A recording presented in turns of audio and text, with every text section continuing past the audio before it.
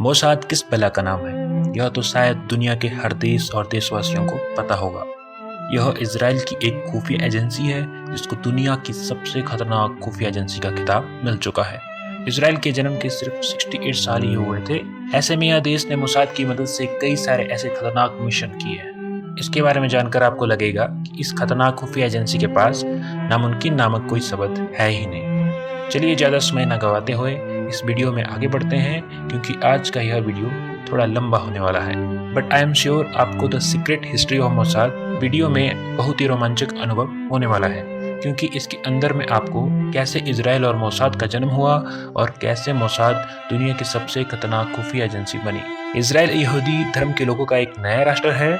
इससे पहले यहूदियों के पास अपना कोई भी ठिकाना नहीं था।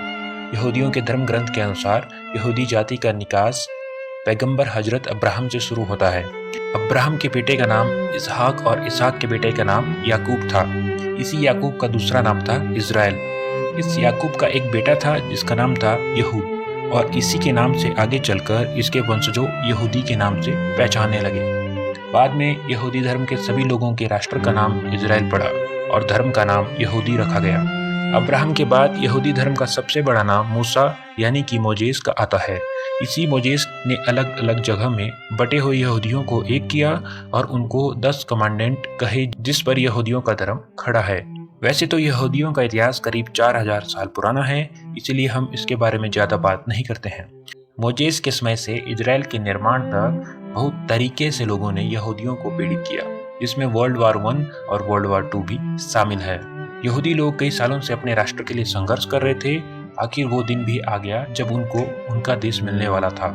बात है सन 1917 की, जब ब्रिटेन के विदेश मंत्री आर्थर बल्फर ने पैलेस्टाइन प्रदेश का कुछ हिस्सा काटकर यहूदियों के देने के लिए संसद में बात की और सभी लोग मान गए। दिक्कत यह थी कि इस जगह पर अरब लोग निवास करते थे और उनको यह बात बिल्कुल भी मंजूर नहीं थी कि यह जगह यहूदियों को दे दी जाए।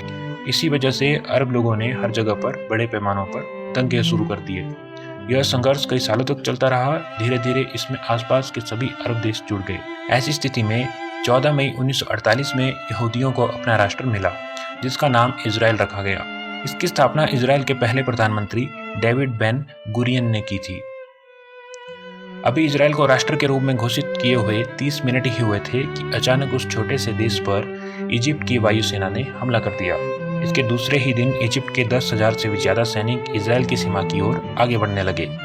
दूसरी ओर से जॉर्डन ने भी अपने 4500 सैनिक से इजराइल पर चढ़ाई कर दी। इसके बाद इराक, सीरिया और लेबानन ने भी 9000 से ज्यादा सैनिकों को इजराइल पर हमला करने के लिए भेज दिया।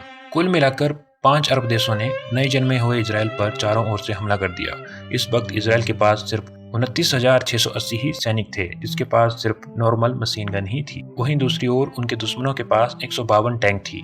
इस वक्त में रूस सहित किसी भी देश इजराइल की मदद करना नहीं चाहता था।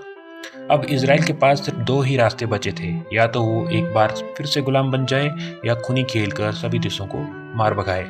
उस वक्त इजराइल की खुफिया एजेंसी, जिसका नाम था शिन बेत, ने अपना पहला मिशन शुरू किया। दूसरे देश में बसे सभी यहूदियों ने भी अपने देश के लिए पैसे का दान दिया, जिसकी बदौलत $10 करोड़ जमा हुए, जिससे इजराइल ने 75 mm की 10 टैंक, 65 mm की 19 टैंक और कई सारा बारूद खरीदा, जिसकी मदद से इजराइल ने अकेले ही उन 5 अरब देशों के सामने युद्ध किया। यह युद्ध 1 साल 3 महीना और 10 दिन तक चला, जिसमें इजराइल ने पैलेस्टाइन की 35% भूमि पर अपना कब्जा कर लिया। इस तरह शिन बेत की मदद से इजराइल ने अपना पहला युद्ध अरबों के सामने जीता। इसके बाद 1 अप्रैल 1951 में इस खुफिया एजेंसी का नाम मोसाद रखा गया, जिसका मतलब होता है मौत। इस तरह मोसाद का जन्म हुआ।